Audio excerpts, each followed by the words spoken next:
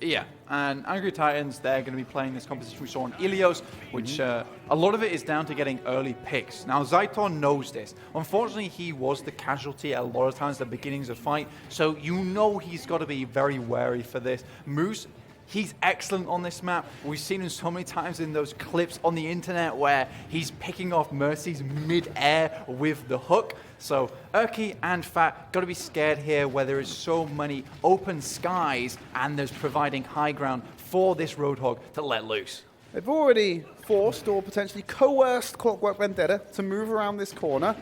Very dangerous game there from Zytor to even attempt to go for that fly across. There it is. Yep. That's exactly what I'm talking about. We were expecting Fat to be the first victim. Nah, turns out it's Urki. Picked out the sky by a hook.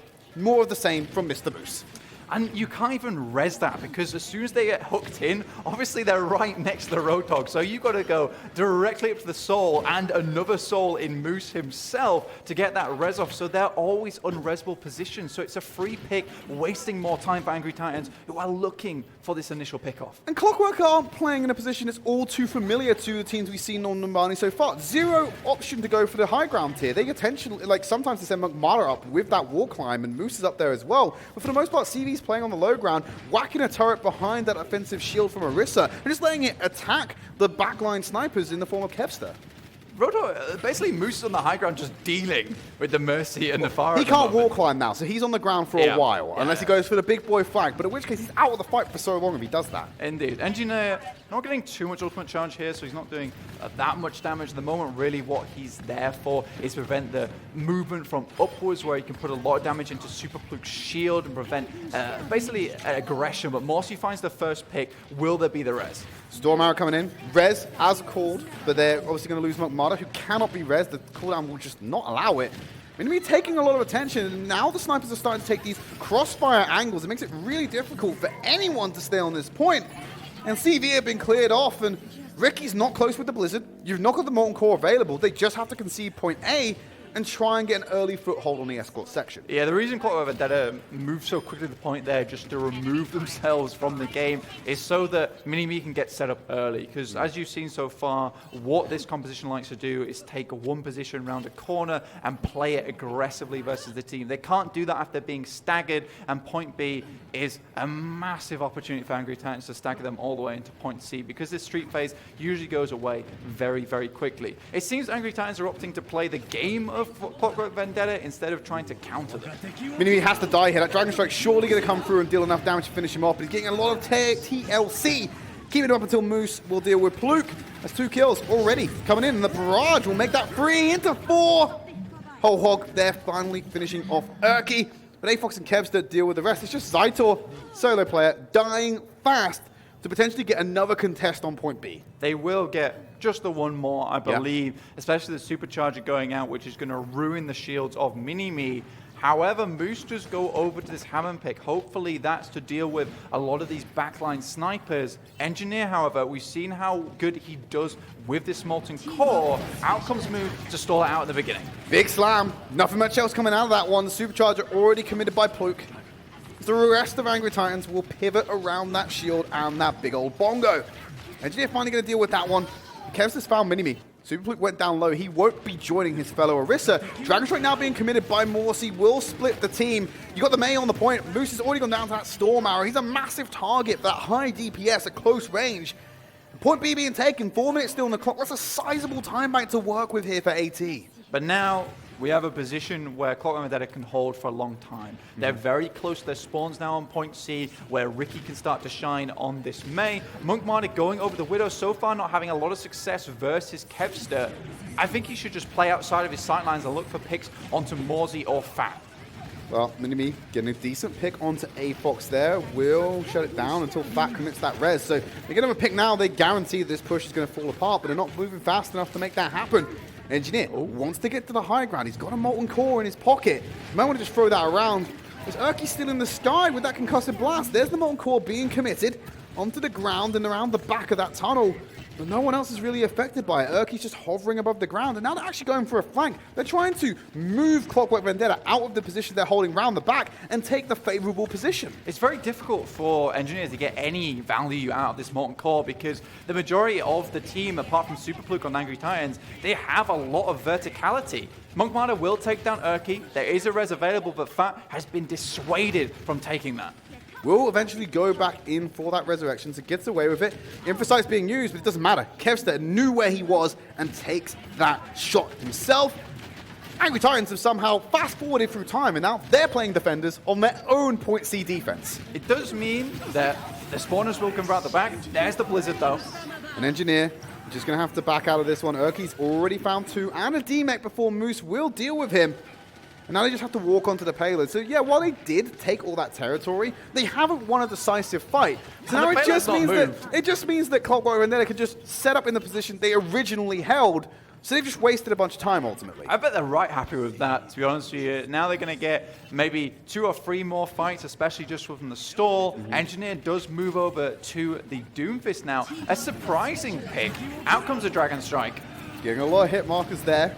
No kills though as they get back into the spawn. Minimi takes Erky out of the sky as Morsey will go back around to the point. He's got the Valkyrie and the Supercharger. Try and heal him up on this one. He wants to try and commit. Oh, okay. But Pluke's going to get absolutely blasted by that rocket punch. Kevster will answer back onto Monkmada. There's the Sonic Arrow. So Engineer's corpse will betray his team by giving that information over as AAT continue to dominate the team fight here. Fox taking out Zander and Moose, but they need the clearance. Halt into the headshot combination. And no one's touching the point. This is becoming a familiar pattern for Clockwork Vendetta that is not one you want to accrue. It's a bit of a tactical feed, to be honest with you. Yeah. I'm not sure what Engineer was doing in those last moments where he got the initial pick off, the res came through, but then on about 20% HP, he went for the seismic slam into the backline onto the shield, and then he just got immediately dunked. So a confusing player overall, and I think what Clockwork Vendetta a lot of times are kind of tripping up on is the fact that they've only got 50 HPS coming out from that Mercy. Unless she's in the Valkyrie, where she starts to heal everyone up, you've got to be really, really careful in those situations. And to be honest with you, the major thing that I'm liking from Angry Titans is Superpluke and Kevster's basically compatibility. Yeah. The halts into the headshots have been excellent so far, and it's been opening up a lot of these pushes. Although we've not always seen them, they have been in the kill feed. We've seen Superpluke's name popping up next to Kevster's, so they are using that to great effect. And now they're going to use a similar composition on the attack here. Kevster moving over to the Ash. Okay, I'm liking what I'm seeing here. Still keeping that range, keeping the crossfire coming in, just breaking down the shield of Minimi from different angles, and Erky's just able to rain up in the sky. So they will be looking to go on the defense against Clockwork Vendetta. Engineer going to go and play that Roadhog instead, which is looking to enable Moose to take over Widowmaker responsibilities. Clearly that Widowmaker is not in Engineer's repertoire, which is forcing out this change. We've had 3 people on Clockwork Vendetta flex off onto the Widow now. Yeah. They just can't decide what they want to do. That or specific compositions require them to switch off. Moose now onto the Diva. I imagine to prevent a lot of the spam coming through from Angry Titans. Yeah. Both Erky, Morsey, and Kevster's, all their spam can be eaten by the Matrix. I hate to play into the meme a bit, but this is like one of the worst variations of May Goats I've seen. It's just very unusual. Because that's, when you break it down, 3 tanks in there straight away, you got the May in there. Usually we call that May Goats just for the meme, but it's kind of what it is. Yeah, to be fair, the CV comp plays a lot like Goats in the sense that it tries to sustain in a close unit. Engineer does get the hook. Really, really nice getaway there. I think Engineer actually had to reload in that moment, otherwise he would have taken down Kevster. It's unfortunate timing for him. That is a window of vulnerability for the Ash, just how long it takes to get the reload off on that gun. And a lot of teams will play around that reload timer just to make sure they can go in without that DPS raining down on them. They'll hold the rest of this high ground in this corner. Very different to what CV played. Minimi walks out, immediately gets demolished. Needs that healing because the Dynamite's already going to find Ricky and Zander. And Minimi can't take cover fast enough. Has to challenge Monkmada on the back line. Erky will play cleanup duty. And it's another dominant team fight for Angry Titans. This is the thing though, right, is that, yeah, the CV comp plays a lot like Goats in the same sense that it has to play together like a small unit. So when the Dynamite does come out and there's no Matrix to block it, and you're hitting 6 people, that's 150 damage per member of the team. He's getting massive value out of every single one of these dynamites he is throwing out. And then during the fight, he's getting value where in that moment, really, Monk Martyr and Zaito have to decide, well, who do I heal first? Because there's still DPS ticking. Gonna blast himself out of that hole. Nice wall there to shut off the sideline. Still will utilize the supercharger and engineer. False Folly. The oldest of blunders, which is just a rocket to the face. AT now still remain in control of that one. And they've got ults in the bag, only committing the supercharger. They've got both support ults coming online. They've got the whole DPS platter to play around with. 1 minute 40 on the clock. If Angry Titans play this correctly, they will maintain a perpetual ult advantage. Yeah, move switching over to the Roadhog seems like the correct decision to me, because you play the D.Va, oftentimes the way you deal with this kind of DPS composition is you whack a Zarya bubble on top of him and send him out where he can't be harmed in that moment, has a little bit of invincibility. There's no Zarya on the side of CB, so Moose is getting shredded. Yeah, again, Holt being cancelled out by the coach gun. Bob's just going to get frozen up and immediately focused down. It's so easy to do that with a coordinated team. It really mitigates the impact of Bob, assuming you have the time and the cover to play around the remaining members. Monk Martyr will go down, and so will Moose, and now this fight's looking over. Barrage drop down from below. Urki finding the 3K again. You may as well change that E to a 3 in his name right now, because he's becoming known for that right now. Dude, this guy is playing very, very well, but he's mostly patient about these barrages. He doesn't go for crazy ones mid-fight. You saw that there where he dropped down to Moose and actually kind of baited out the hook and making it seem as though he was dropping down for barrage and then went back up again, and instead is favoring to use these... Ooh, A-Fox, you're in a precarious situation. What? That shouldn't be happening. You're going in for the challenge. You isolated Zenyatta. You need to be winning those duels. You opted into that, and then you lose. And with 30 seconds remaining, you have to get back to your team for what's going to be your final push of this assault. If you don't make it, this round's over, and you're at series point.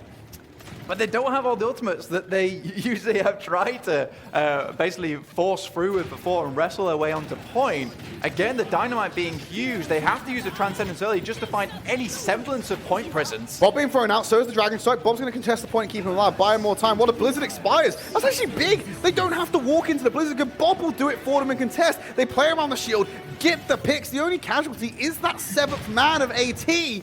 And they dominate this team fight, shut down Clockwork Vendetta, and they push it out to a 2-1 scoreline. Well, that's unfortunate.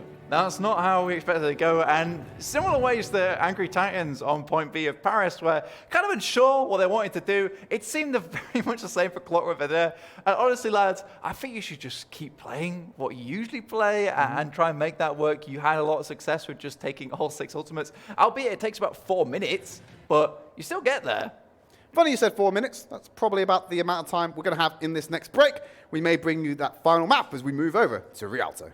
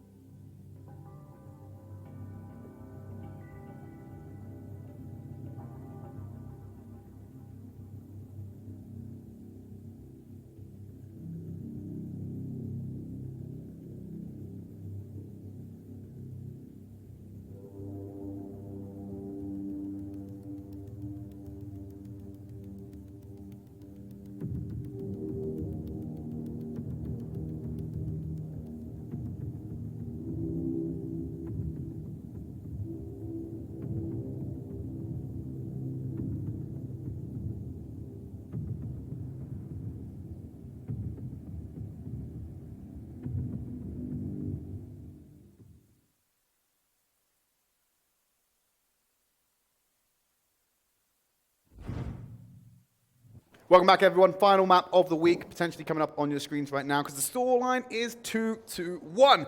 It's not out of the realm of possibility. The Clockwork Vendetta tie out the series and force out a 5th map and take us over to, I believe it's Nepal will be our 5th map tiebreaker this week in particular.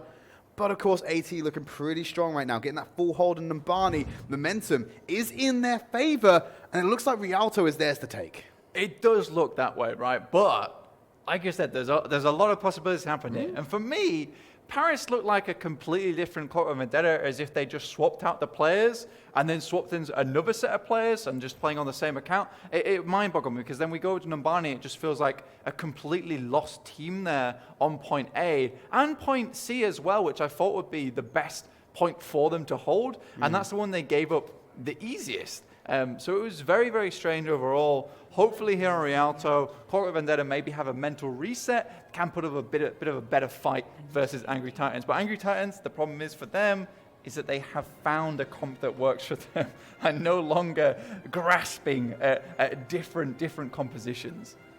I think they have a set plan coming into this one. Shouldn't be too difficult to figure out what you want to do. Point A offers lots of fights for them to engage with, sometimes 3, sometimes 4, it depends how they go. So a lot of opportunities to break through, or at least put their foot down when it comes through to the defensive position. Now, we see a lot of Orisa sometimes played on this one. You can set up loads of frontline positions to be able to play behind, and you can find some sneaky angles for an engineer Torbjorn turret to be snuck in around and cause a split focus for AT. So, interestingly enough, Angry Titans, they have opted to put Kevster on Widowmaker, but I thought he was getting a lot of success on that Ashe before. True, but at the same time, like, Kevster, man, he's DPS prodigy. Like, he's so good at what he does. Yeah. He's played really well on Widowmaker in the previous rounds as well, so unsurprising, he wants to go on. I think it's just they want that more immediate pick potential, rather than that, you know, you can get some constant damage coming out relatively well, depending on how good your ammo management is. You may be looking at things like your dynamite as well to be able to get that AoE damage. I think that opting more for, I want the immediate burst. I want someone gone immediately. That's true. But there's Mini-Me shield in the way. I think that DPS they were getting through with the Dynamite was enabling Morsi and Urki to basically pick up kills afterwards. Clockwork Vendetta, they're going to be using the Lamp as well as the Bastion to just force the way through here. But Urki already got rid of the majority of the healing on Clockwork Vendetta. 2 shields, a Lamp, and you still kill everyone. I get the theory. Your execution was poor, though. Execution was very poor. The axe just didn't go all the way through, unfortunately. But you can't do that comp twice, Blank. That's the problem. No, they know what's going on now. Well, you don't have control of the payload. You can't walk that composition in. You have to walk into AT's area of influence to be able to set that back up again. And Clockwork Vendetta have to change over because they can't match it again. I felt that coming. I saw the concussive blast and I was like, Urki, he's definitely getting another kill off that one. I just felt it in my bones. Clockwork Vendetta, they're struggling now. And this is what I wanted them to do, is just go over to the normal composition that they usually play, that they have a lot of success on, and what they have a lot of practice on, trying to go onto these other comps in Contenders when you've exclusively played one comp in Trials. This is something for practice frames. This is not for official matches. Urki, he's going on around the corner. Nice shot from Monkmada. Okay. But Fat's in position for the res, and he does have the cover to play around as well. Probably one of the safer reses. Nice bump up into the air. Won't find that kill onto Superfluke. Puts him on the back foot as they're marching forward. Now they've taken control of the payload. Exactly what they need to do. Urki drops down from above, finding 2 out of the usual 3K he will find. It's answered in kind from the kills coming in from Clockwork Vendetta, and they'll keep the payload in motion, especially now that they bring Mini-Me back with the Resurrection. If AT play their cards right, they can back off, spare their numbers, and go for one final contest at point A. And in this small choke here, where there's not much verticality from this composition the Clockwork Vendetta are playing, Dragon Strike is going to be a massive source of DPS for them, but they have to touch the point. They move out. Grappling Hook had to be used there. Using Trans quite aggressively as well in order to get in position and make sure no one dies, so they can actually set up some semblance of a defense against this Clockwork Vendetta aggression. Ult's coming online for them. They're looking towards the Molten Core. Hook won't find a connection, but Monkmada will steer. It's already been taken out. You can only res one of them, but Monkmada tries to bring it back. The Resurrection shut down. Fat being found up by Monkmada is getting so much value. There's the capture coming in. Moose clears them off with the whole hog as well to seal the deal. Transcendence there was to buy time. It was to buy time for Morsey getting that Dragon Strike. Didn't quite have it yet. And immediately as he got the Dragon Strike, Monk Martyr comes through the big pickoff. That was crucial to them pushing through point A. Now they have a sizable time bank and a couple of ultimates, specifically the Molten Core, no Diva Matrix on Angry Titans for the time being, so they'll have to take that one to the face, essentially. But they do have this Dragon Strike now left over from the last push, and that'll be great on the stairs here. Already taken out Engineer. Kevster still staying on this Widowmaker, but the AT want the value of an Ashe. They put Erky onto that hero instead. So they're able to have both these options in their composition. Monk Martyr still raining terror, finding A-Fox, forcing out of res. There's the Molten Core, which completely dismantles any semblance of a defense AT were looking for as Morsey and Fat will be killed off by that one. A-Fox still fragging out for his team, more so than some of his DPS players, as Erky's now trapped behind a box, and the Hulk comes coming around the corner, slaps him down, and Clockwork Vendetta are on the home stretch with a minimal chance of a defense from AT. Boxed them up, shipped them back to spawn. Box him, son. Do they get a second defense here? I'm not sure they do. Kevster will pick up Monk Martyr. The immediate res comes through. Now 4 minutes coming into point C. It's big. This is not what I expected. This is what I'm saying. It feels like they're just cycling out the players. Like this does not feel like the same players from Numbani there. And now they've got a lot of presence here on the payload. They're playing a composition that they're comfortable with. And Angry Titans, the ones who are forced to make the decisions. On the side, trying to find Erky. Has the wall hacks on. Nice shot there, clears out Super Fluke. No shield there to try and help him. Just walks straight into the bullet. And again, A-Fox. Kill number 2 as Moose finds the 3rd. And now AT have to fall back to the church. And they're praying. Oh, Lord, they're praying, Blank, that they were able to hold this defense.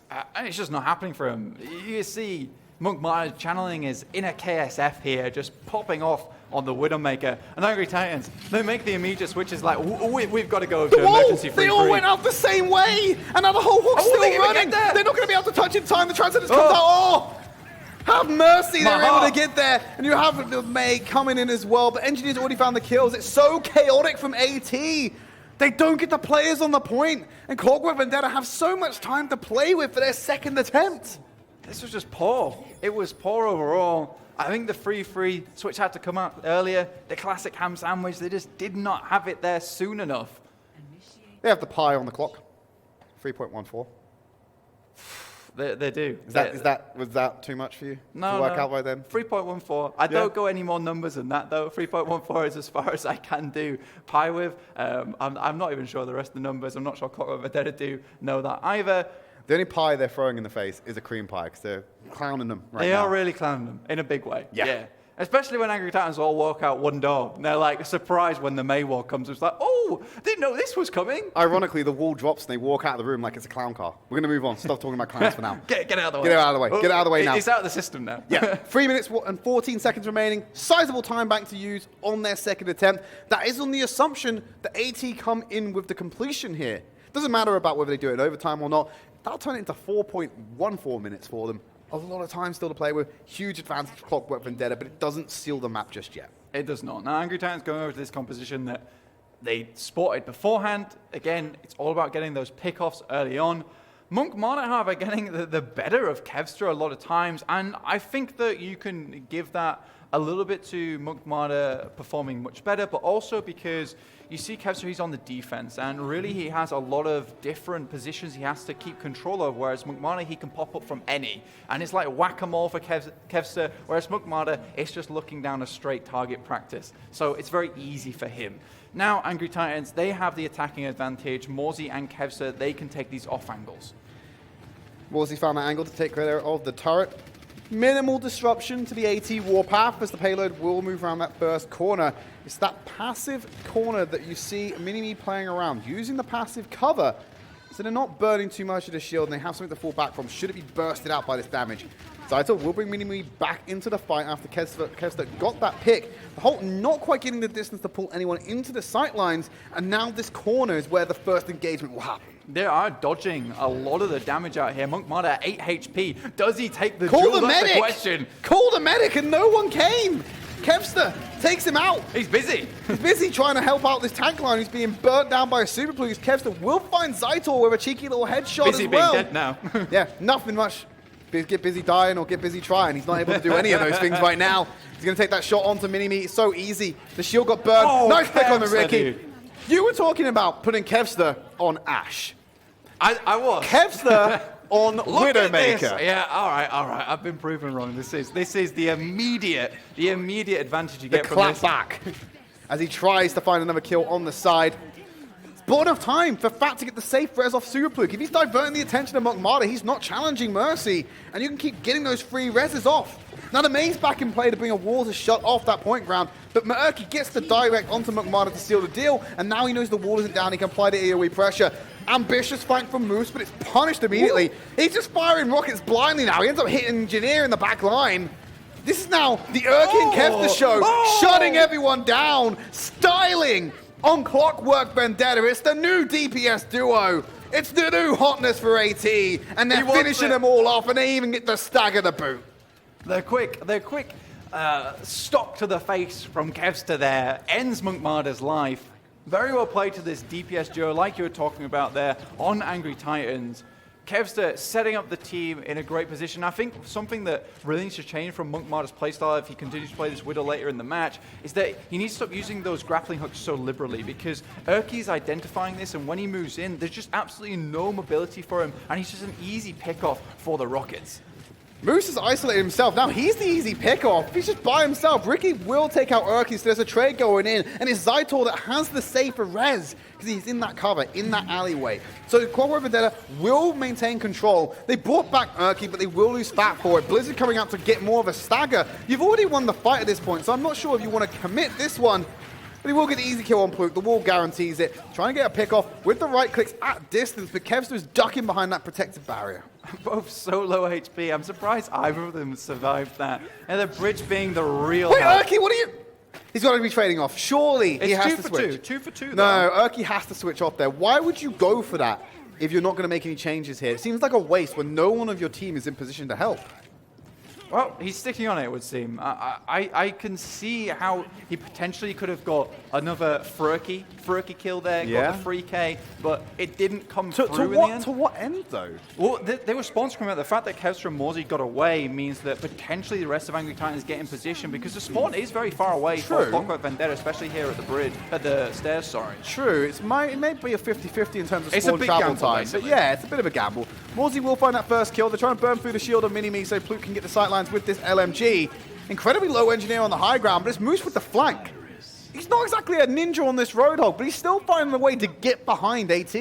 Again, using that trance to ensure the res comes through. Ricky in a precarious spot right now, but he does ensure they're all sticking in the corner. This is a kill box right now. You just need to run at them and they're all going to die. You've penned them in the corner, corralled them and kettled them into their death, and now they're looking to burn out some more time. But Fat takes Zytor before he goes down. You shouldn't be doing that. You don't gamble with the stagger. You only do it when it's safe. And even Kevster, from across the map outside the spawn room, punished someone during that as well. Yeah, and this is the thing. Now, Orisa is coming back. There's no Lucio to escort Mini-Me back into position. You see Kevster trying to take a proactive spot up here to try and find another pick-off as there's no shield in play.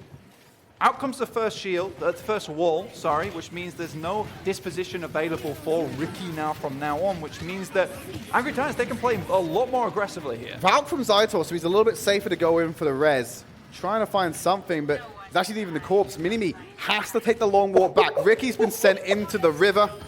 That was the easiest concussive blast of Erky's life right there. He thought, are they really gifting this to me? Are they giving it? He's gifting it. He's going to go out and buy a lottery ticket after this as well. Able to get himself that nice and easy. And now you've got someone isolated behind. It's Engineer. There's a stagger coming out as checkpoint B is capitalized. Dies to the poison instead of the bullets. 2 minutes 46 on the clock. So not as much as Clockwork Vendetta had to work with as they move into this final section. But it's entirely possible to complete this map for AT. And with a decent time bank. That's really all they're looking for here.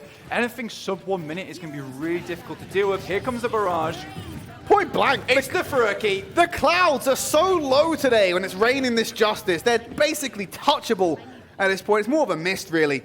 But now Erky's going to move in to this final section. 2 minutes 15 left on the clock, and they're just walking into the final section. Now, they don't have the tools necessarily that Clockwork Vendetta had to create a sense of urgency when they try and erupt. But you can see that there's split spawns coming out here. Clockwork Vendetta trying to move out of opposite doors, but they will challenge Angry Titans. They're going to have the tools to do it. Moose with the whole hog, taken out by Morsey. We're looking for Engineer's Molten Core to come online. Ricky has to get the Blizzard online to seal the deal, but he's already gone down to Morsey. Mukmada on the Tracer will deal with them, but they've actually got enough kills here to shut down AT and put up some semblance of a defense, burning it down to 145. You see how Engineer is very careful with his Molten Cores there. He doesn't shoot it all out at once, instead opting to slowly use it to push them into a corner where Mini-Me can just lace them down with the LMG. Now if we look at Clockwork Vendetta's ult bank here, it's very healthy. They're coming into this with a huge stall mechanic in the sense of the Blizzard as well as Mini-Me's Supercharger, which they might just opt to use by itself, knowing that Angry Titans, they're lacking ultimates. That's not a room you want to go into, I'll tell you that now. Torv's playing turret defense right now. He knew exactly where the Urky wave was coming from. He's able to shut that down nicely. Changes a new path. Next to be found out as they will easily get that supercharger. So that damage boost being shut down nice and early. We're now entering sub 1 minute territory for AT. So this is really going to be a valiant hold for them on the next attempt, on the assumption they can actually complete here. But we see what happens when Clockwork Vendetta is boxed into this corner. Engineer point blank range, taking out Urky with the barrage. All the ultimates are being used across the board. AT do have enough time in the bank to get one more offensive out here. But they need to do it. And it's going to be so dire for them on the next attempt if they do. It really will be. I think the major tool here is Morsey's Dragon Strike. We haven't seen too many of these massive Dragon Strikes throughout. Now Angry Titans opts to go with a massive spam composition, knowing that in these small enclosed spaces, that's where they're going to find the most amount of value with the Junkrat grenades as well as Kevster's dynamite. But they will finish in overtime. This is going to be 4 minutes 14 on the clock to 1 minute for Angry Titans. Is it possible? We're going to have to find out. Hopefully we do if AT can get a completion here. They have to burn through Clockwork Vendetta. And with Ricky taking Kevster straight away, not looking good as you won't have the res online for a good couple of seconds now. Engineer got them on core online. Here we go. He's going to use it slow. No, he's going to blow it all as he gets it right across the payload and shuts down the path of Ingress for Angry Titans. Now they're getting a couple of kills in their favor, but they're not doing it decisively enough as Engineer will start to return. Every time taking down, Fat has to be the one to touch it because the wall will block off everyone else. So they take out that main support. Kevster can't walk up and Clockwork Vendetta force out map number 5. A 2-for-2 feature for both of these teams in the season so far. They just love squeezing out these map 5s, no matter what happens. It feels a bit weird, to be honest with you. They play really, really well, and then they play kind of bad at times. Like there's no way to sugarcoat it. There really, really isn't. They go from the two extremes. Like at one end of the spectrum, it's like it's a metronome. Yeah, it's insane. It's insane. And Ricky just comes out from nowhere. He starts to shine, starts to blossom, and then starts to wilt again. It's weird to see. And Angry Titans, I don't think they can keep up with weird pacing. Well, they forced out that second map 5 of the season for both of these teams now, and the last time it went to a map 5, both of them fell short. One of them could break the curse. Only you are going to be able to find that out if you stay with us and join us after the break.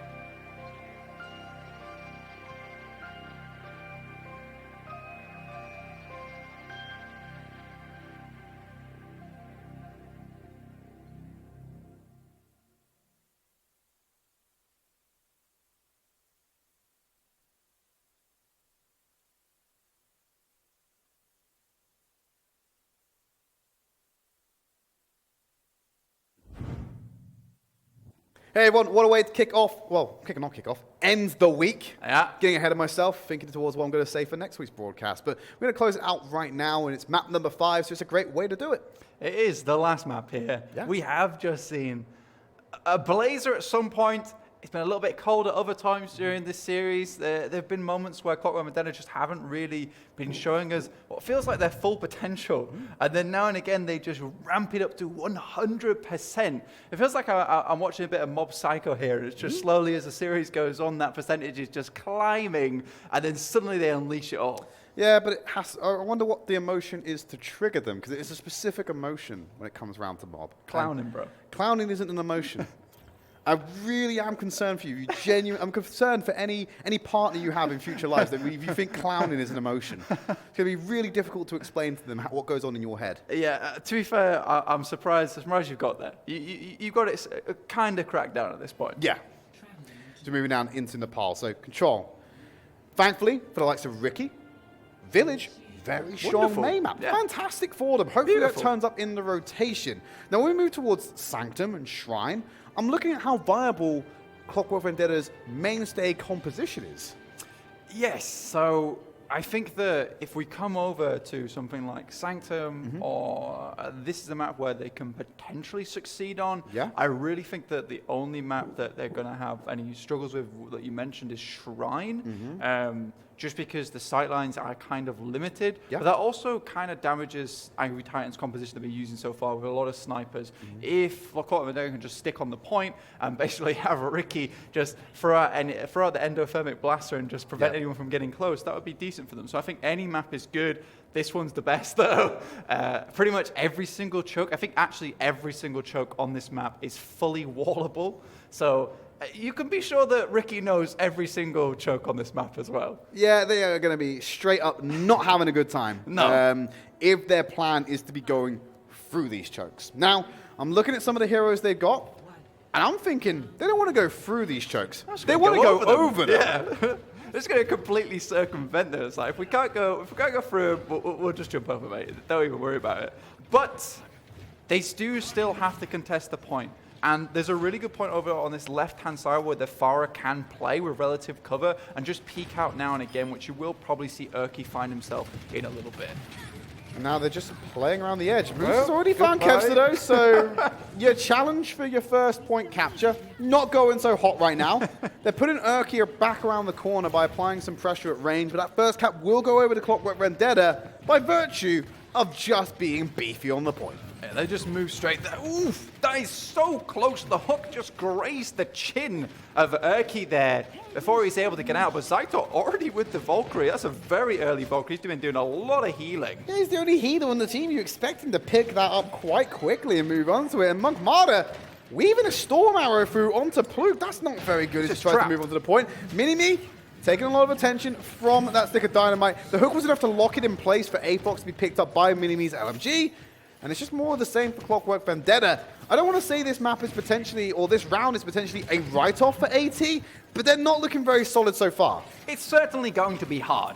I think one of the major difficulties for Kevster at the moment is that he's relying on this dynamite to get a lot of value, right? But from the position that Clockwork Vendetta are playing, they can walk back to Mini and basically have Mini-Me take a lot of the brunt of the damage, just make sure he's healed up, and cycle in either Ricky or Moose here, who have self-healing. Ult's coming online, both members of the team. Magmada going over the top to apply some pressure. Now Bob's coming into the fight. That's pretty much a go button for AT. The Valkyrie just seals the deal. They can get in there, but Engineer's turret is taken care of, and Moose has found Urki, I'm guessing by a hook, into a melee. That's more than enough to shut down Clockwork Vendetta, but they're committing the Valkyrie and the whole hog. I think that's a bit of an overreach by Clockwork Vendetta, and it may come back to bite them on the next offensive. Really well played from Mukmada, though. On that high ground, he was just playing around with Morsey. I don't think that ever intention was there to kill him unless he got a lucky shot, but it was just to keep his attention. He couldn't use the Dragon Strike, and Fat was forced to jump up there, so he couldn't heal the rest of the team because he just did not have the sightlines on them. Planting that through the floor. The Hulk comes in as well to try and make that work, but a lot of them are out of the radius of it. A stun-up comes onto Afox, but he's going to be fine to get that Transcendence off. Urki has found Mukmada, and the rest of the team sustaining through this. They force Clockwork back. Urki finding his second kill of the team fight, and this was the time to do it, Blank. They're at 99%. They now have this uphill battle to stay alive on Village, because if they lose another fight, AT are going to be out of this one. It's done. We have seen Angry Titans come back from positions like this before, Yeah. but Clockwork Vendetta, they have the Molten Core, and if they use that to corral Angry Titans in a position that they're not favored in, and see something like we saw on the last point of Rialto, you can almost be sure that Angry Titans are not going to be playing where they want to be, and instead playing the game of Clockwork Vendetta, and that's a lot of times where we see the success of this team. Checking the angles, wants to find something, keeping an eye on Kevster, knew which door he'd come out of, but didn't find the shot he wanted. Chasing him down now, going on hot pursuit. Round to the side. Oh, he's going on very low himself. Wow. And Erky comes around from the side for the reinforcements. Kevster staying alive in that one. Zander has to bring him back, but there's that Molten Core and the Supercharger. Will be burnt down. Pluke has to trade his life to get it. Now point control's going over to Clockwork Vendetta. Angry Titans have to go on the assault, and they're sending Bob in. There's an immediate shutdown there onto Erky, unable to get the barrage off. A-Fox moving over to the Sombra, wants to get back into position nice and early. They're walling off one entrance, they can't get the other. Engineers on the assault! Double headshot back-to-back, and the turret will deal with A-Fox. Clockwork Vendetta gonna walk away with the first round in Nepal. Village is theirs, and we're gonna move on to round number 2. Angry Titans, got to be careful going through airport security from now on, because they are covered in shrapnel. Clockwork Vendetta do a great job there, and I think the major failing there from Angry Titans was the fact that they didn't use their ultimates one by one. Instead, it was desperation. They threw in the Bob and they threw in the barrage at the exact same time. They could have used Bob to storm the point. Sure, he would have been frozen, but as soon as Erky goes in, he gets frozen as well, and they get a 2-for-1 advantage just by using that Blizzard alone. Everything else can just be used for cleanup potential, or in this case, Engineer just goes on a mad one. Swiggity swooty, shrapnel shooty. That's exactly what Engineer went in and did. Double headshot back-to-back, impressive as he pops the Overlord and just goes full aggro on Angry Titans. Now, moving over to Shrine, second map. You said this may be the map that Clockwork Vendetta struggles to use their passive decomposition, but you see the adaptation coming in. Magmada going over to the Widowmaker, so going to play at distance and let the beefy boys sit on the point and contest it, while AT try and find a way to assault. Because, yeah, definitely Erky's going to be looking for places where he can look through the windows to find those fire rockets in. All the while, Mukmada taking this off angle on the side. He's not in position as of yet, but he will be soon. Erky already taking out Engineer's turret, so a lot of damage lost there, but there it is. You don't need a sniper, you just need Ricky. Most Ricky tick coming in there as Erky's taken off the map. Fat brings him back, and Super Fluke's already been dealt with as well. He can't res that one, but AT come out with the advantage. Hook out of nowhere, fast brought down to the ground. He's probably going to be killed here. Guardian Angel comes up back in time. Moose is more concerned about staying alive. But Kevster will take out Zander as well, which is even more of a stagger onto Clockwork Vendetta. Engineer doing the best he can to try and delay this capture, buy some time for his team, as will Moose, but this is the perfect setup to get the kill onto him. Still stalling it out. I don't know if this is the best thing he should be doing right now, because point is captured for AT. He did acquire a whole hog here. Yeah. Fortunately, not going to be a major advantage to him because he needs to get in close quarters. A lot of his team can get away fairly quickly. And A-Fox now on this Ana has a great position to throw the biotic grenade onto him, preventing any healing whilst he's using that whole hog, and even potentially sleep him during that. So this is where I start to see the difficulty of Shrine. But even so, if they do lose this map, they have a lot of potential coming onto Sanctum. But it's not over yet. This is what I thought was going to happen. Nano Boost Barrage, and he has to send it down a hallway. It's immediately blocked out. So there was a call there, and there was a chance for Erky to go in with this, but it's a little bit too late. And now Mukmada's been able to find 2 off the back of that, able to push forward. This is Clockwork's time to take the point and try and get some semblance of a defense, but they have to break through a Riptire, Valkyrie, and of course Bob as well. They want to commit this one, but now they're more concerned about dealing with Super Fluke. Here comes Bob, that 7th member of the team. He didn't really do much though, and here comes the Riptire as well, going to roll on in. Looking to find someone over the top. Oh, taken out by Ricky! He's denying so many ultimates this series, and the point capture goes in for Clockwork Vendetta. AT now on the offensive. Clockwork Vendetta now in a good position. Oh, to big time. stick on the point. Big time indeed. Molten Core, online for Engineer. Exactly, that's going to be a real big one, and I think this is the ultimate that a lot of time Clockwork Vendetta are using to build other ultimates with. Just like Sombra uses EMP, Engineer almost always secures a fight with this Molten Core.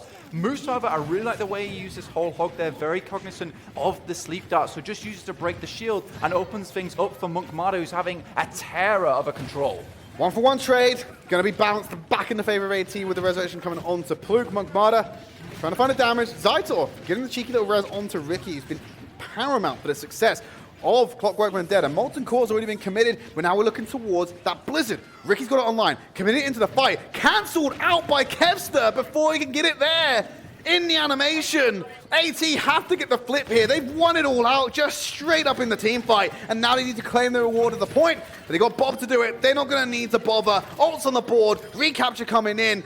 Clockwork Vendetta bled them out to 66%. Critical mistake from Ricky there, knowing he's in an unfortunate position and shouldn't have really used a Blizzard because Blizzard is best used as a stalling tool. They could have juiced out a good 14% here, got up to 80% and put it in a scary position for Angry Titans. So when the flip does come through, they don't have a whole lot of time and it's desperation just like it was on Village. Instead, now Clockwork Vendetta have less tools to work with right now.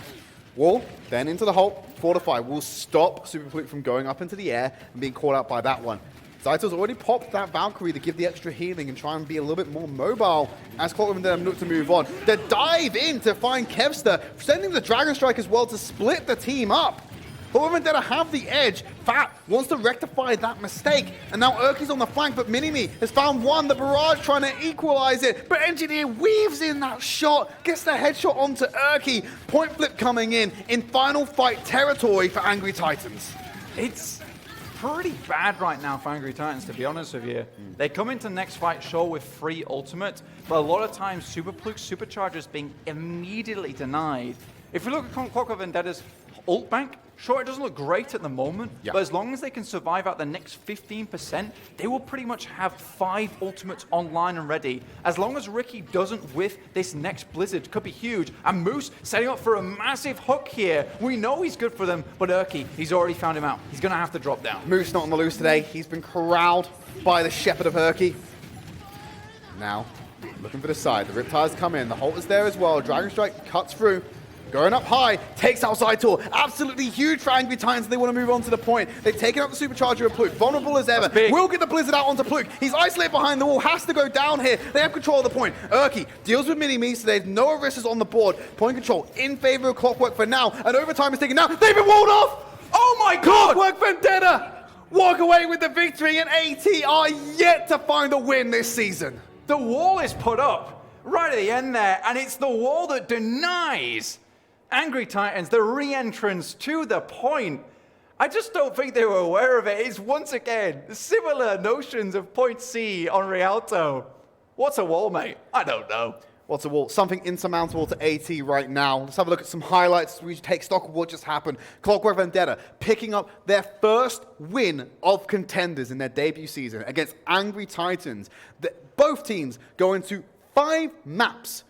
They're 2 for 2 at doing that right now. One loss for AT, 2 losses for AT, but we've got an equal balanced scorecard right now for Clockwork Vendetta. So they're going to move into the middle of the pack, which is kind of where I saw them being at the beginning of the season. I definitely think that this is a playoffs team for sure. I think we'll hit the middle, and I think the longer that Clockwork Vendetta spend in Contenders, the longer they'll be able to get a read on their opponents. Similarly, it goes the other way around, that we'll be able to see teams start to understand how Clockwork Vendetta plays. But you know what? I spouted that a lot in Trials, and to be honest, they came out top anyway. Teams was just unable to deal with them, and that's how it seems here today. And one thing else they bring to the party, it's just a mental game. The psychological damage of playing against this team is just massive. Like, how do you... It can be a boom at times. A huge boom. It's a bang, mate. Yeah, sometimes it's coming in here.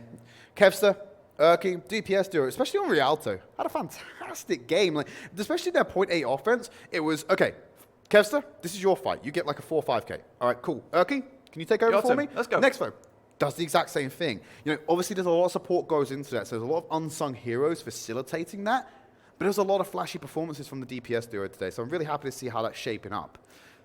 It just feels to me, though, that there is one player who just doesn't seem comfortable on the role at the moment, and that's Morsi on this Hanzo. Okay. He's just not finding as many picks as Monk Martyr. You see Monk Martyr just lighting up the kill feed. Who's primarily a very support often. player. Yeah, in a big way, right? Yeah. And I think that his general role in the team, though, is making sure that the shield is always broken for Mini-Me. You did see him pick up a couple of kills there. But there are just moments where it just feels like Hanzo isn't his main hero, and we know it's not his main hero, and he's had to flex off onto a lot today. So we've got to give the benefit of doubt to the lad, but I think if this team wants to start to perform better, Angry Titans, Really, to be fair, it's okay for them because they have got Clockwork Vendetta out of the way early, so they don't really have to play these type of comps anymore. They can go back to the 3-3 we know they are much more comfortable on.